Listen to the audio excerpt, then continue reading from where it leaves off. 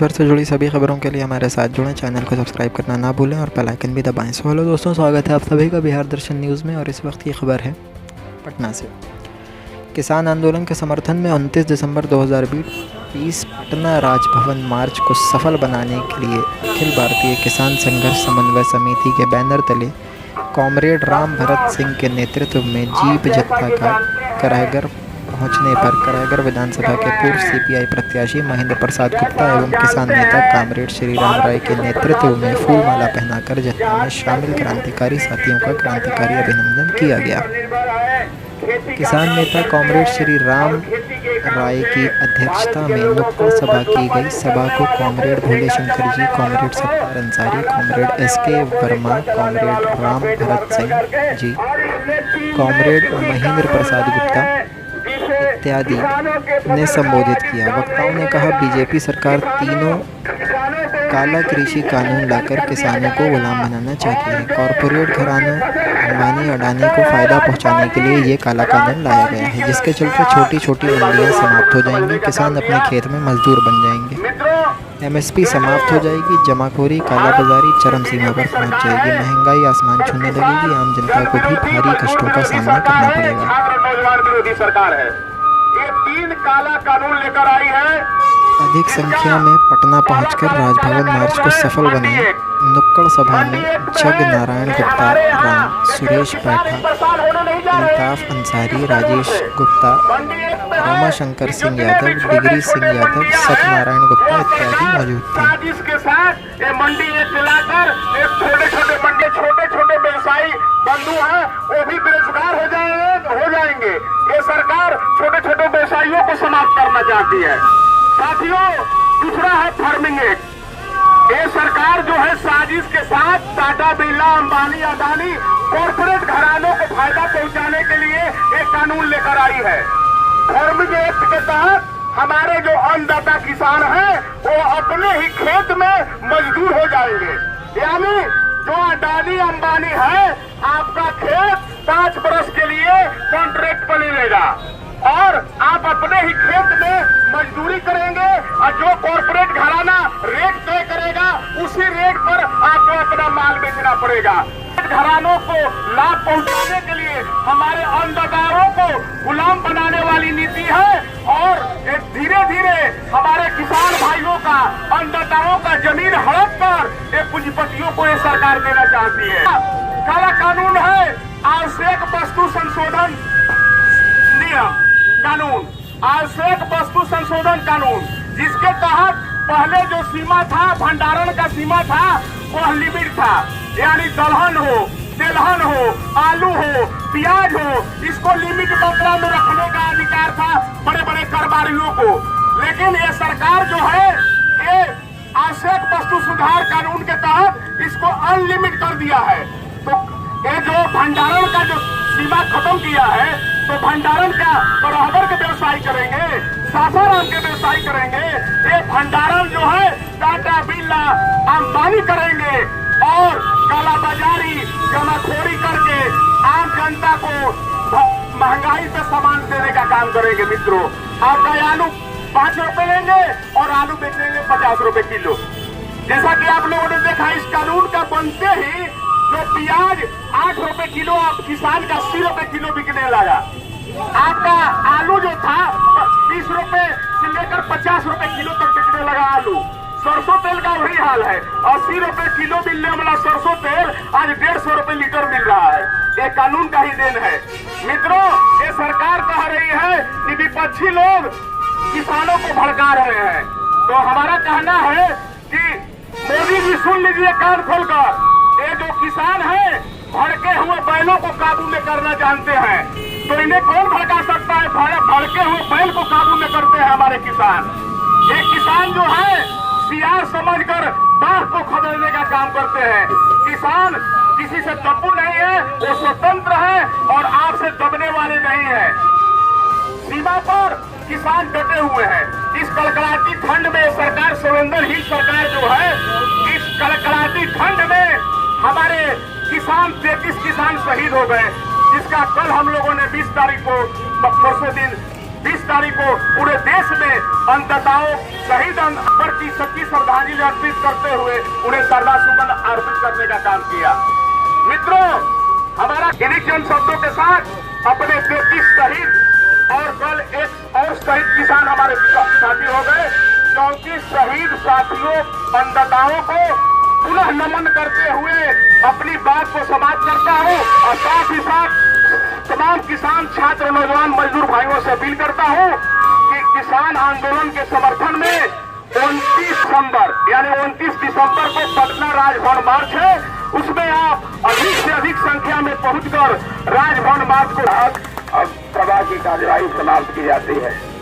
इनकलाब जिंदाबाद, कृषि कानून वापस लो, नए कृषि कानून वापस लो, नए कृषि कानून वापस लो, एमएसपी को कानून का दर्जा दो, एमएसपी को कानून का दर्जा दो, एमएसपी को कानून का दर्जा दो, नए कानून वापस लो, नए कानून वापस लो, इनकलाब जिंदाबाद, किसान एकता जिंदाबाद, किसान एकता जिंदाबाद।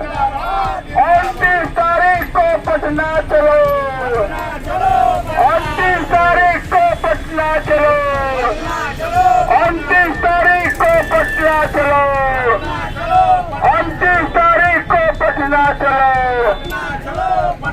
अब इन साथियों को हम यहाँ से प्रोसेस के लिए भी जाएंगे, तो इसको तो कहना चाहिए कि यह कारपोरेट पक्षी कानून है, अडानी अंबानी व्यापार अधिनियम है। या मोदी जी झूठ बोलते हैं जब कहते हैं कि कृषि कानून है। कौन बात का कृषि कानून है?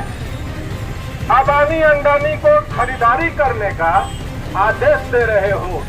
पूरा देश बहुत अच्छे खासे पढ़े लिखे लोग कह रहे हैं कि जमाखोरी होगी, जमाखोरी होगी। सब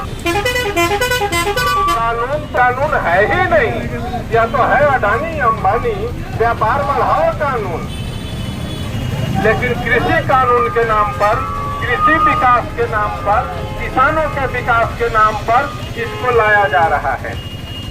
दोस्तों,